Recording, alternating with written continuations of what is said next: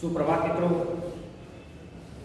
हिंदी के क्लास में एकम नंबर 3 क्या निराश हुआ जाए, जिसके लेखक हैं हजारी प्रसाद द्विवेदी। यह हजारी प्रसाद द्विवेदी का एक निबंध है। प्रस्तुत निबंध में हजारी प्रसाद द्विवेदी ने यह समझाया है कि तत्कालीन भारतीय समाज में व्याप्त अनाचार के केवल बाहरी स्तर पर है।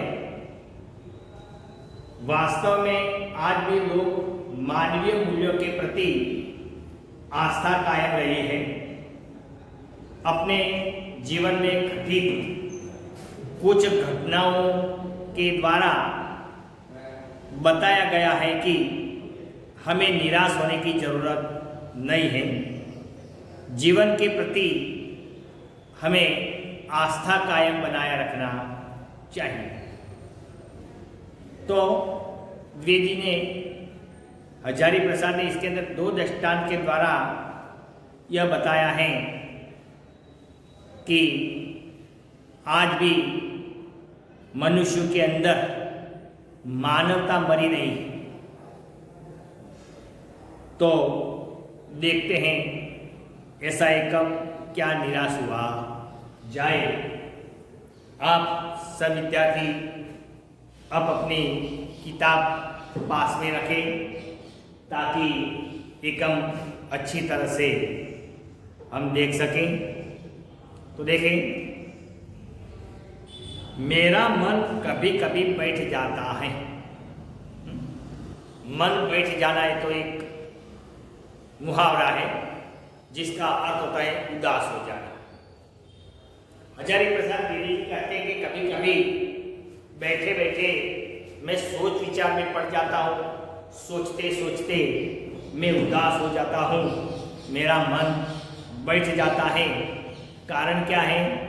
तो समाचार पत्रों में ठगी, डकैती, चोरी, तस्करी और भ्रष्टाचार के समय भरे रहते हैं। ये आज के वर्तमान पत्र की बात बता रहे हैं कि वर्तमान पत्र में चोरी, डकैती, तस्करी शब्द है। तस्करी मतलब चोरी, तस्कर मतलब चोर, डकैती, लूटपाट और बलात्कार जैसे कई समाचार आजकल वर्तमान पत्र में छपते हैं। मानो तो मूलतः ऐसे समाचार वर्तमान पत्रों में ज़्यादा होता है। आरोप प्रत्यारोप का कुछ ऐसा वातावरण बन गया है कि लगता है देश में कोई ईमानदार आदमी ही नहीं रह गया। आरोप प्रत्यारोप, प्रति आरोप, आरोप करने वाले पर दूसरा आरोप लगाना, उसे बोलते हैं प्रत्यारोप। तो आज के समाज में आरोप प्रत्यारोपण का एक ऐसा माहौल बना है कि हमें लगता है कि संसार में कोई ईमानदार आदमी नहीं रह गया। एक व्यक्ति दूसरे पर, दूसरा व्यक्ति तीसरे पर, तीसरा व्यक्ति पहले पर, इसी प्रकार एक दूसरे पर आरोप लगाया जाता है। इससे हमें यह मालूम होता है कि शायद देश में कोई व्यक्ति ऐसा ना हो कि जो ईमानदार हो। हर व्यक्ति संदेह की दृष्टि से देखा जा रहा है। संदेह मतलब शंका। हर व्यक्ति को शंका की दृष्टि से देखा जाता है कि यह व्यक्ति कैसा होगा। जो जितने ऊंचे पद में हैं उनमें उतने ही अधिक दोष दिखाए जाते हैं। दोष मतलब बुराई।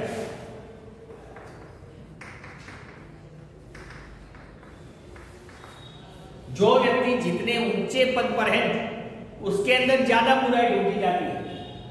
हमारे समाज में भी देखो कि समाज में कोई व्यक्ति समाज में आगे रहकर काम करता है तो दूसरे लोग उसकी बुराई करते हैं।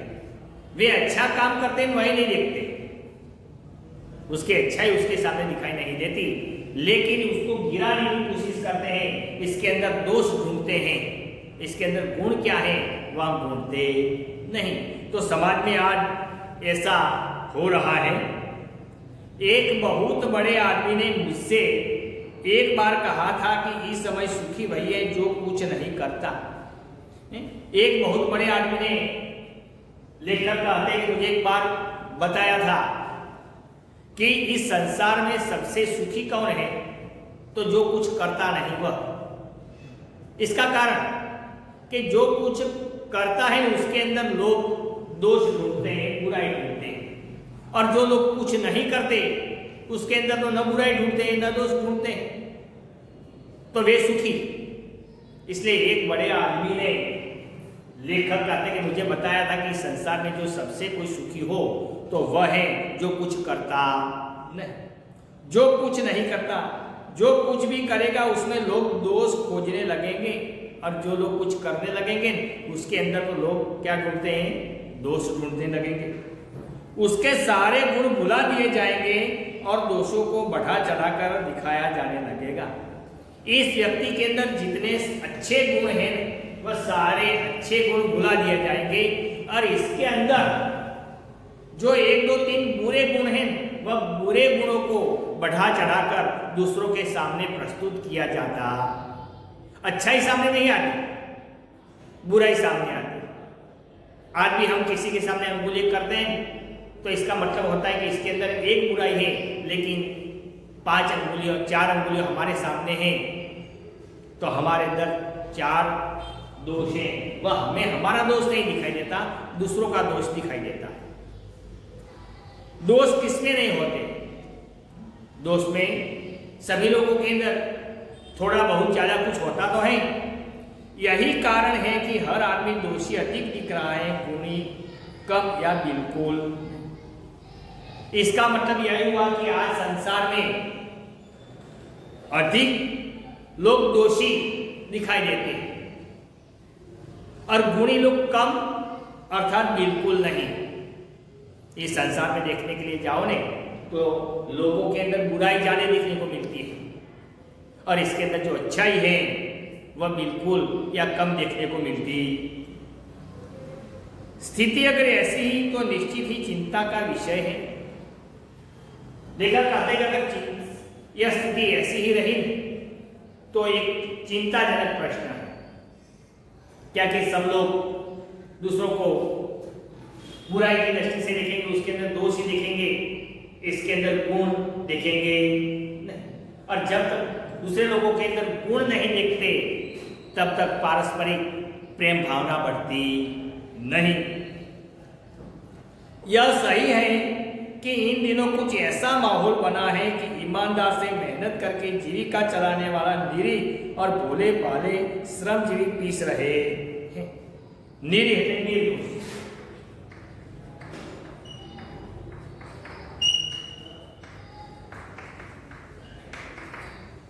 आज के समय में यह चल रहा है कि जो लोग कड़ी मेहनत करते हैं और ईमानदारी से काम करते हैं, तो ईमानदारी से काम करने वाला और कठिन से कठिन पसीना बहाकर काम वाला व्यक्ति है, वह आज पिस रहा है, वह जहां का तहां है,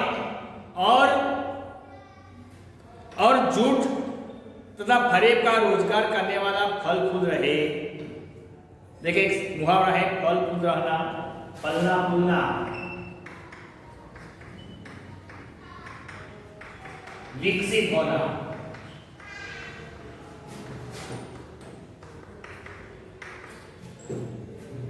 और दूसरा शब्द है फरेब।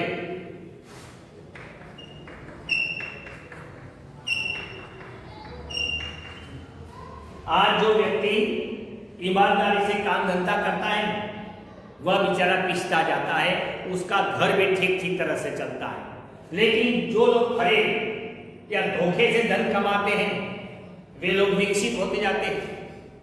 आज भी देखो समाज में कई नौकरी ऐसी है कि जिसके अंदर लांच रुश्वत ली जाती है, और कई नौकरी ऐसी है कि जिसके अंदर बिल्कुल लांच रुश्वत नहीं होती, सिर्फ मेहनत के पैसे मिलते हैं। तो ये बेचारे मेहनत और ईमानदारी से धन कमाने वाले व्यक्ति वहां का वहां होता है, उसका अपना एक मकान बनाना है तो भी पूरी जीवन की कमाई इसके अंदर खर्च देता है। और कई नौकरी ऐसी हैं कि जिसके अंदर सरकार उसको वेतन तो देता है, लेकिन इसके अलावा भी वह रिश्वत लेते, और रिश्वत लेते हैं ना, वह रिश्वत भी वेतन से ज्यादा होती, इसलिए वह दिन दुनी रात चौगुनी फलते फूलते जाते हैं, विकसित होते जाते रहते हैं। वह थोड़े ही दिनों में धनी बन जाते हैं, उसके पास बहुत सारे माल मिलकर आ जाती है। ईमानदार को मूर्खता का पर्याय समझा जाने लगा है, और आज के समय में ऐसा भी है कि जो व्यक्ति ईमानदार रहता है वह ईमानदार व्यक्ति को मूर्ख कहा जाता है। स्थिति आज यही बनी है। जो घर में से लड़के को कोई चीज मिलती है, महंगी चीज होती है, और वह लड़का घर आकर बोलता है कि माँ मुझे यह महंगी चीज मिली थी लेकिन मैंने रास्ते में से उठाई नहीं, तो वास्तव में तो बच्चे के अंदर ये अच्छा गुण है, लेकिन फिर भी माँ उसको तमाचा जड़ देती है कि कितना मूर्ख है, कीमती चीज थी उठा लाना था, कितने पैसे मिलते इसके अंदर से। तो ये अच्छी बात नहीं है। तो आज के जमाने में जो लोग ईमानदार हैं वैसे ईमानदार व्यक्तियों को मूर्ख समझा जाने लगा है। सच्चाई केवल भीरू और बेबस लोगों के हिस्से पड़ी है। भीरू डरपोक,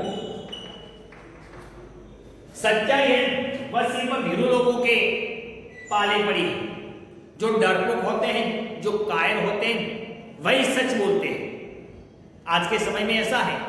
तो सच्चाई केवल भीरू या डरपोक या जो कायर लोग हैं उन लोगों के हिस्से पड़ी। ऐसी स्थिति में जीवन के महान मूल्यों के बारे में लोगों की आस्था ही हिलने लगी, और इसके कारण मानव के मूल्यों की आस्था हिलने लगी है। मानव के अंदर जो विश्वास है वह विश्वास दिखने लगा। भारतवर्ष ने कभी भी भौतिक वस्तुओं के संग्रह को बहुत अधिक महत्व नहीं दिया।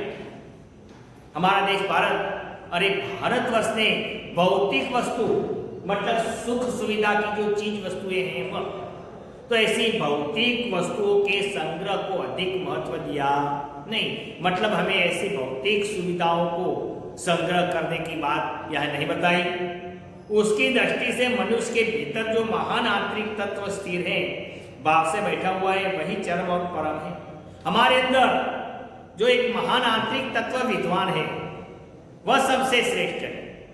ये भोग विलास की चीज वस्तुएं नहीं, लेकिन हर एक मनुष्य के अंदर जो एक आंतरिक तत्व स्थिर है वही परम चरम मतलब वह श्रेष्ठ। लोभ, मोह, काम, क्रोध आदि विकार मनुष्य में स्वाभाविक रूप से विद्वान रहते हैं। ये काम, क्रोध, लोभ, मोह, मद, ईर्ष्या, बैरभाव ये तो मनुष्य के अंदर जन्मजात होते हैं, और हर एक मनुष्य के अंदर वह विद्वान समय समय पर अपने आप अपने अंदर से निकलते हैं। कई लोग होते हैं जो संत महात्मा होते हैं, जो साधु महात्मा होते हैं, वे लोग ऐसे विकारी तत्वों पर वे संयम पा लेते हैं, लेकिन ये सांसारिक व्यक्तियों को इसके ऊपर विजय पाना थोड़ा मुश्किल है। इसलिए हर मनुष्य के अंदर काम, क्रोध, लोभ, मोह ऐसे विकार हमेशा पड़े रहते हैं, हमेशा विद्वान रहते हैं। पर उन्हें प्रधान शक्ति मान लेना और अपने मन तथा बुद्धि को उन्हीं के इशारे पर छोड़ देना बहुत निकृष्ट आचरण है। लेकिन हमारा मन, हमारी बुद्धि इन तत्वों के इशारे पर नाचे, यह अधम बात है। हमारा मन कहे वैसा करना चाहिए। ये काम, क्रोध, लोभ ये विकारी तत्व है, वह कहे वैसा मन ना करे। भारतवर्ष ने कभी भी उन्हें उचित नहीं माना।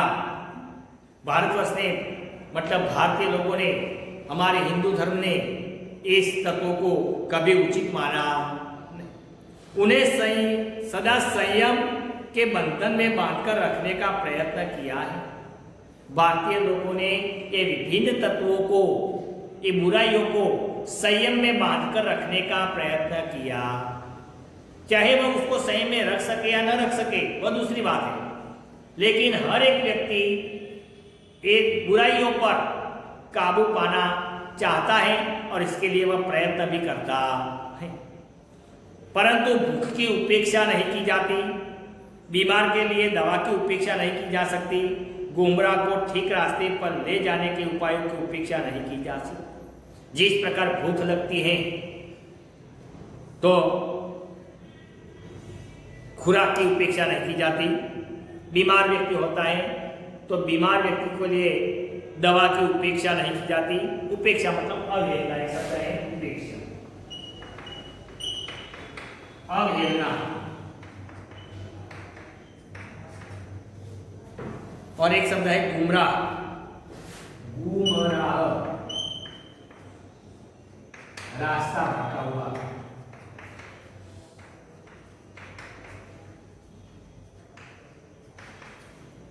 रास्ता भटका हुआ। तो इसी प्रकार ये जो हमारे भीतर काम को लोग मोह जो विद्वान हैं वह समय समय पर बाहर ही निकल जाते। वह यह है कि इस देश के कोटि कोटि दरिद्र जनों की हीन अवस्था को दूर करने के लिए ऐसे अनेक कायदे कानून बनाए गए हैं। देखिए दरिद्र लेकर आज हमारे देश के अंदर, हमारे समाज के अंदर कई गरीब लोग हैं, कई गरीब दरिद्र लोग हैं। ऐसे गरीब लोगों की गरीबाई दूर करने के लिए सरकार प्रयत्नशील। जैसे कि अधिक बारिश होती है, फसल को नुकसान होता है तो भी सरकार मदद करती है। बिल्कुल बारिश नहीं होती, दुष्काल पड़ता है, अकाल पड़ता है तो भी सरकार मदद करती है। आजकल देखें तो जैसे कोरोना जैसी महामारी चल रही है तो अभी सरकार इसको कई प्रकार से लोगों को मदद कर रही है। तो आजकल हमारे देश के अंदर कोटि कोटि जन, करोड़ों लोगों को इसकी गरीबाई दूर करने के लिए अनेक प्रकार के कायदा कानून भी बनाए गए।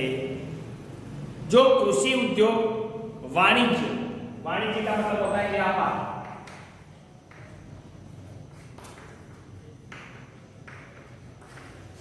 वाणिज्य मतलब व्यापार, शिक्षा और स्वास्थ्य की स्थिति को अधिक उन्नत सुचारू बनाने के लक्ष्य प्रेरित है। और इसके अंदर हमारी कृषि, हमारा व्यापार धंधा, शिक्षा और स्वास्थ्य संबंधी स्थिति को या स्वास्थ्य संबंधी स्थिति को सुचारू बनाने के लिए, विकसित करने के लिए, अधिक उन्नत और सुचारू बनाने के लिए लक्ष्य प्रेरित हैं। परंतु जिन लोगों को इन कार्यों में लगना है उनका मन हर समय पवित्र नहीं होता, प्राय वे ही लक्ष्य को भूल जाते हैं और अपनी ही सुख सुविधा की ओर ज्यादा ध्यान देने लगते हैं। लेकिन इस कार्य के अंदर, इस सेवा के अंदर जो लगे हुए लोग हैं, इन लोगों का मन शुद्ध नहीं होता, उनकी दृष्टि शुद्ध नहीं होती, तो वे सबसे पहले अपना घर भरना चाहते हैं, बाद में लोगों की ओर देखते हैं। सरकार मदद तो पूरी तरह से करती है, लेकिन वह मदद पूरी लोगों के, गरीब लोगों के पास जाती। इसके अंदर जो काम करने वाले कार्यकर्ता हैं, जो कुछ नौकरी करने वाले लोग हैं, वे लोग सबसे पहला अपना भला सोचते हैं, बाद में खुद का भला देखते हैं। आज भी सरकार पूरी तरह से लोगों को मदद करती है। सरकार एक व्यक्ति को 10,000 रुपये देना चाहती है, लेकिन वह व्यक्ति के खाते में पूरा 10,000 नहीं आते, आते आते केवल 6-7 हजार रह जाते हैं, 2-3 हजार रुपये बाहर निकल जाते हैं। तो ये आज के समाज की स्थिति। भारतवर्ष सदा कानून को धर्म के रूप में देखता आ रहा है। ये भारत देश है, वह भारत देश कानून को धर्म के रूप में देखता है। कानून, कायदा, इसे हमारी सरकार धर्म के रूप में देखती है। आज एकाएक कानून और धर्म में अंतर कर दिया गया है, लेकिन आज के समय में धर्म और कानून के अंदर क्या हो गया है? अंतर हो गया है, एक दूसरा विरोध में हो गया है। धर्म को धोखा नहीं दिया जा सकता, कानून को दिया जा सकता। देखिए धर्म है, धर्म को धोखा, धर्म के साथ हम छल कपट नहीं कर सकते। हम डरते हैं भगवान से, लेकिन कानून से हम डरते नहीं। मंदिर में जाते हैं तो हम गाली गलौज नहीं करते, आंखें बंद कर खड़े रहते हैं, हाथ में धोकर हम मंदिर में जाते हैं। क्यों? हम भगवान से डरते हैं, हमारा धर्म है। भगवान चाहे मंदिर में मूर्ति के स्वरूप में है, लेकिन फिर भी हम उनसे डरते हैं, वह हमारा धर्म है। लेकिन ये कानून सरकार बनाते हैं, तो ये कानून से हम डरते नहीं। आज सरकार ने कानून बनाया है कि अगर ये कोरोना वायरस के अंदर अगर कोई व्यक्ति मास्क नहीं पहनता तो उसको 200 रुपया 500 रुपया दंड दिया जाता। लेकिन फिर भी पता चलता है कि सामने वाला पुलिस वाला बैठा है नहीं, तो हम रास्ता बदल कर चले जाते हैं, मास्क पहनते नहीं, हेलमेट पहनना भर किया दें, लेकिन फिर भी हम पहनते नहीं, हमारा रास्ता बदल कर चले जाते हैं। तो कानून को धोखा देते हैं हम, धर्म को हम धोखा दे सकते नहीं। यही कारण है कि लोग धर्म भीरु हैं। इसका मतलब है कि लोग धर्म भीरु, लोग धर्म से डरते, वे कानून की त्रुटियों से लाभ उठाने में संकोच नहीं करते। त्रुटि मतलब भूल।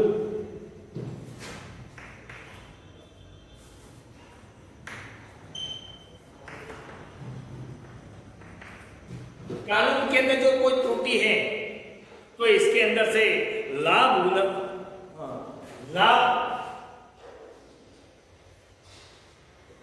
प्राप्त करना लोग भूलते नहीं। इस बात के पर्याप्त प्रमाण खोजे जा सकते हैं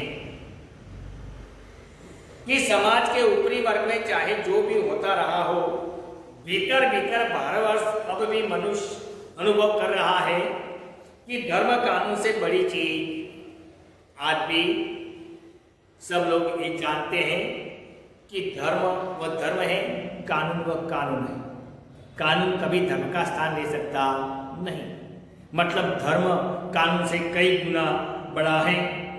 अब भी सेवा, ईमानदारी, सच्चाई और आध्यात्मिकता के मूल्य बने हुए। आज भी लोगों के अंदर सेवा, ईमानदारी, सच्चाई और आध्यात्मिकता आज भी लोगों के अंदर विद्यमान है।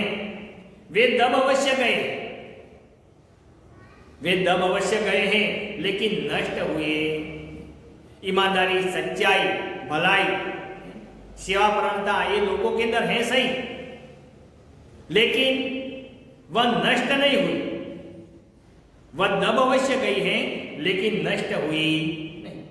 आज भी वह मनुष्य से प्रेम करता है, महिलाओं का सम्मान करता है, झूठ और चोरी को गलत समझता है। आज भी कई लोग हैं महिलाओं का सम्मान करता है, झूठ और चोरी को गलत समझता है और लोगों के साथ प्रेम से बर्ताव करते, दूसरे की पीड़ा पहुंचाने को पाप समझता है। कई लोग ऐसे कि दूसरे व्यक्ति को पीड़ा पहुंचाना वह स्वयं पाप मानते हैं, क्योंकि इसके अंदर भी आज धर्म की भीरुता। हर आदमी अपने व्यक्तिगत जीवन में इस बात का अनुभव करता है। समाचार पत्रों में जो भ्रष्टाचार के प्रति इतना आक्रोश है, वह यही साबित करता है कि हम ऐसी चीजों को गलत समझते हैं और समाज से उन तत्वों का प्रतिष्ठा कम करना चाहते हैं जो गलत तरीके से धन या मान संग्रह करते हैं। आज वर्तमान पत्र में छपे हुए कई ऐसे समाचार हैं कि ऐसे समाचार को पढ़कर हमारा लहू, हमारा खून गर्म हो जाता है। तो ये क्या है? तो जो नहीं करता है वही लोग करते हैं, और इसके खिलाफ हमारे मन में एक प्रकार की आग भड़क उठती है। तो ये हमारे दिल में जो आग भड़क उठती है, वही हमारे अंदर जो अच्छा गुण है वह है। इसका मतलब कि लोगों के अंदर जो अच्छी भावना है वह छूट गई है, वह कम हो गई है, लेकिन मृत पाय नहीं हुई, बिल्कुल नष्ट हुई नहीं। तो ये पहला एक हम यहाँ तक रखते हैं, अगले क्लास में हम आगे देखेंगे। Thank you.